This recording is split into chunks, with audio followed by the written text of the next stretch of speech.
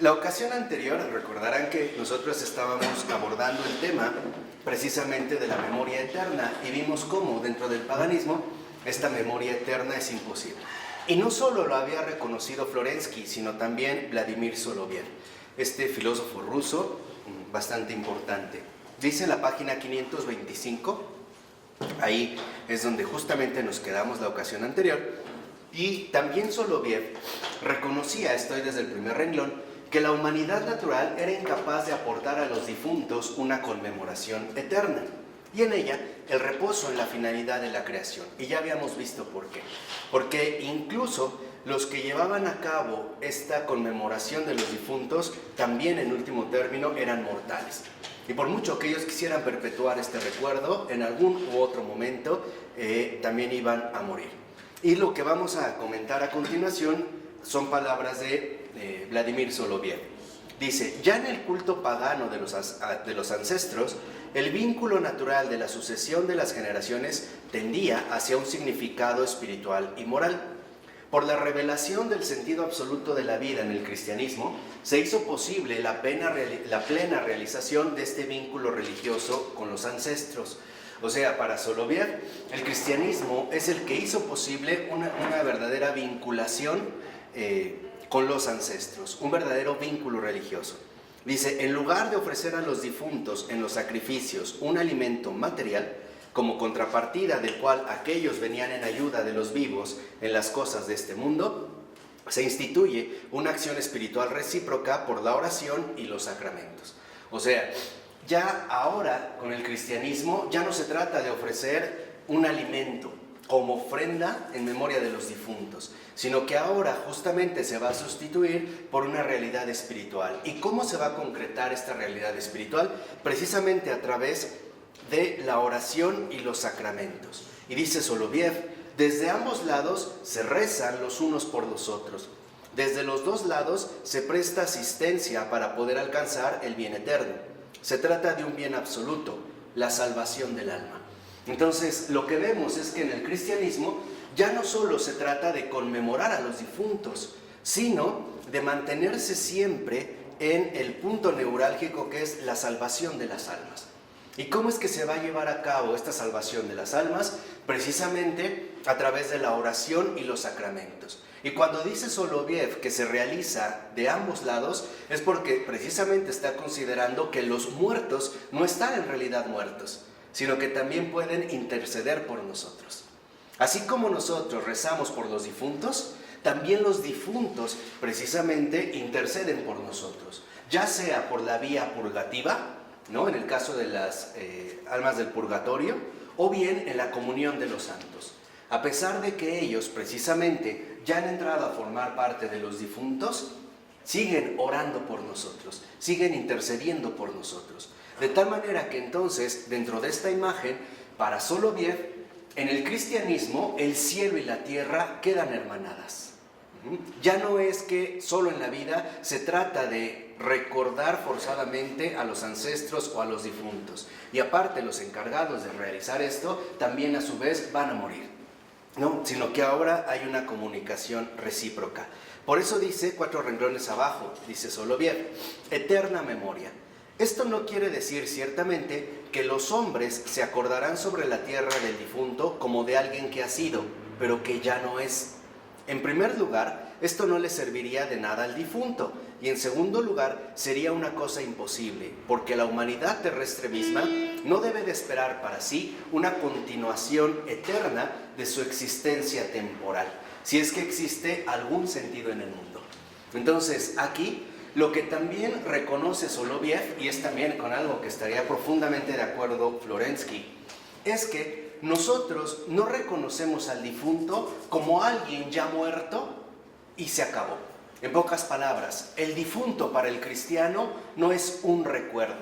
El difunto para el cristiano es simplemente un orden particular que nos conlleva a la eternidad misma, más allá y el más acá de nosotros. Nosotros, en pocas palabras, contribuimos en el tiempo, pero los que ya están más allá, ya están fuera del tiempo, pero también contribuyen desde la eternidad.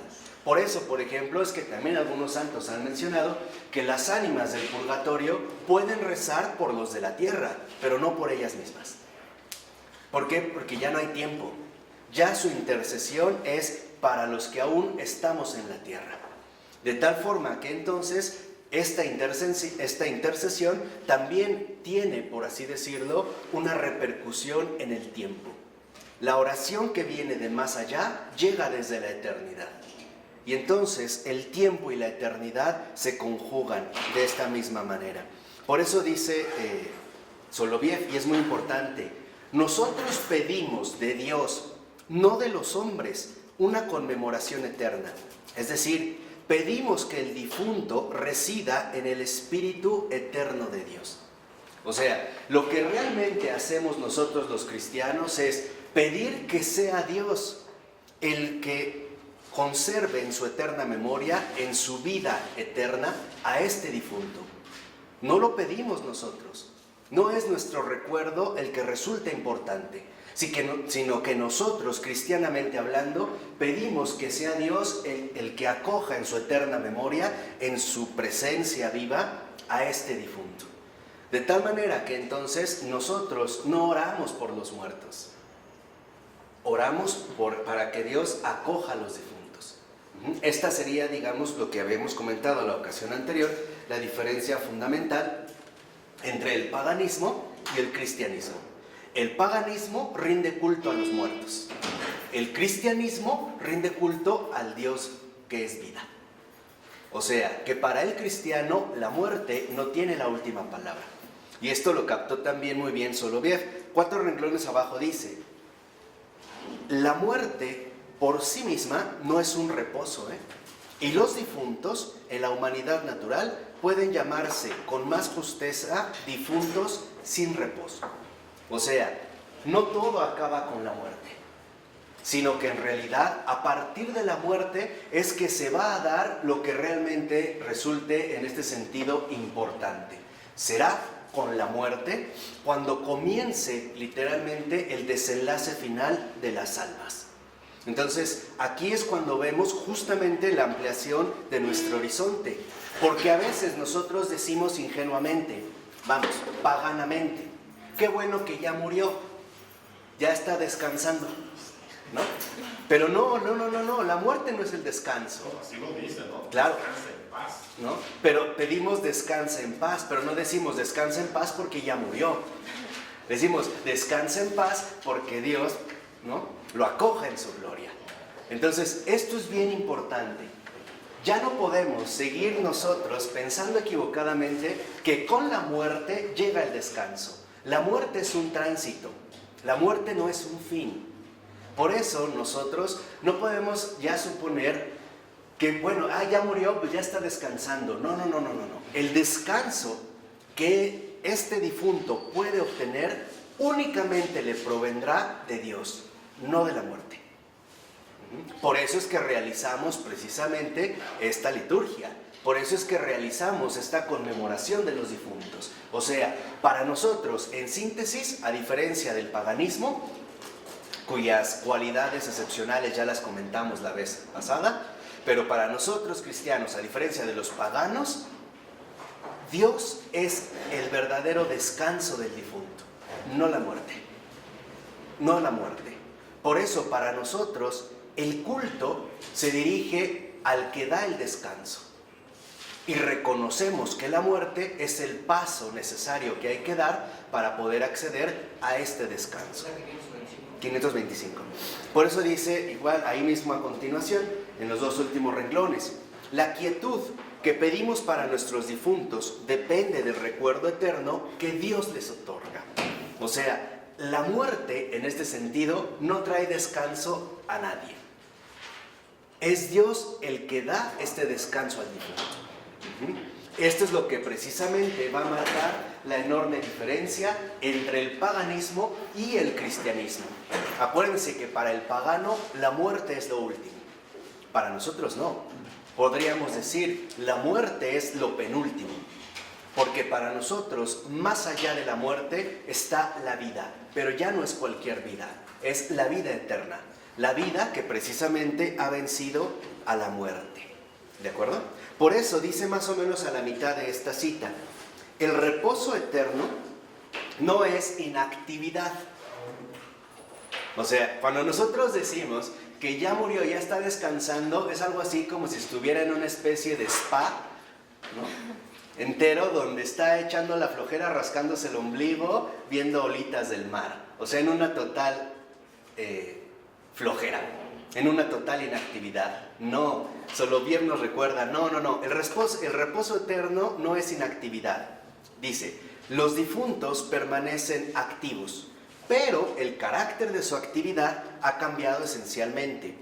No procede ya de la tendencia inquieta hacia un fin distinto e incierto. ¿Se acuerdan lo que nos había dicho en un momento Adrián von Speyer? Que toda criatura es inquietud, es movimiento en el tiempo, alcanzar siempre un fin determinado, es una dinámica. Bueno, ahora dice Soloviev, fíjense, y que no se conocieron para que vean en el mismo espíritu. Por cierto, Soloviev es un autor extraordinario que inspiró también a una gran generación de escritores rusos. Entre ellos, por ejemplo, a Dostoyevsky. Dostoyevsky conoció a Soloviev. Y esta figura de Alyosha tiene mucha influencia precisamente de Soloviev. Y no solo eso. En los últimos años de su vida, sobre todo ya en los últimos momentos de su vida, Soloviev fue duramente atacado por el maligno. Ahí se ve la obra que realizaba, en esta profunda apertura. Digo, como un comentario también, ver lo que el Señor realiza, incluso en un filósofo, ¿no? Como Soloviev. Por eso dice Soloviev que no, que en realidad ahora se efectúa por la razón y la fuerza de una vinculación ya alcanzada y permanente con el bien absoluto. O sea, el difunto no queda inactivo, sino que la actividad del difunto ahora brota de su unión con el bien absoluto. Es una actividad distinta, es la actividad que trae consigo el amor mismo. ¿Qué quiere decir? Que si en la tierra nosotros realizamos múltiples actividades, el descanso del difunto consiste en ser partícipe de la actividad propia del amor, o sea, el amar. Esa es la actividad ya del difunto. No es que está de ocioso o de huevón, no. En realidad, su actividad ahora es su compenetración profunda con el bien absoluto. Por eso dice, precisamente por esto, en este caso, la actividad es compatible con una quietud sin turbación ni preocupación. Esa es la radical diferencia. La actividad del difunto se da sin preocupación, por un lado, y sin turbación. Nosotros en la tierra, en nuestras actividades ordinarias, no podemos alcanzar esta cualidad. Para nosotros, la propia actividad creatural que poseemos nos lleva continuamente a turbaciones y también a preocupaciones. El difunto en este descanso ya no. Y dice, y así como la acción benéfica de los difuntos manifiesta los vínculos morales que los unen a sus prójimos según la naturaleza, es decir, su posteridad viviente, asimismo, en su reposo beato, son inseparables de sus prójimos en Dios y en la eternidad. Es el reposo con los santos. Entonces, lo que quiero que vean aquí es cómo en efecto Soloviev capta de manera, me parece a mí, bastante profunda, cómo el descanso en los santos ya es esta actividad del amor sin turbación ni preocupación. Ahora la actividad es este descanso profundo del alma en el amor. Y a esto precisamente se le llama beatitud, que es lo que también habíamos comentado en algún momento. Esto es alcanzar finalmente la beatitud. Por eso dice al iniciar el otro párrafo, en resumen de todo este apartado, la memoria humana, lacerada por las contradicciones, anhela al sujeto trinitario que recuerde eternamente la verdad del tiempo y clama por la conciencia divina que instaure en su seno eternamente la vida por ella conmemorada. O sea, en síntesis, para nosotros, nuestra memoria no vence a la muerte. Y la razón es muy simple, porque también nosotros vamos a morir. Nuestra memoria no es perpetua. E incluso nuestra memoria tampoco es perfecta como para conservar plenamente un recuerdo. Tan es así que a veces, incluso cuando algunos sucesos particularmente relevantes de nuestra vida suceden, mientras más cercanos a nosotros, pareciera que el recuerdo está más vivo. Pero con el paso de los tiempos, o con el paso incluso de los años, el recuerdo como que se debilita.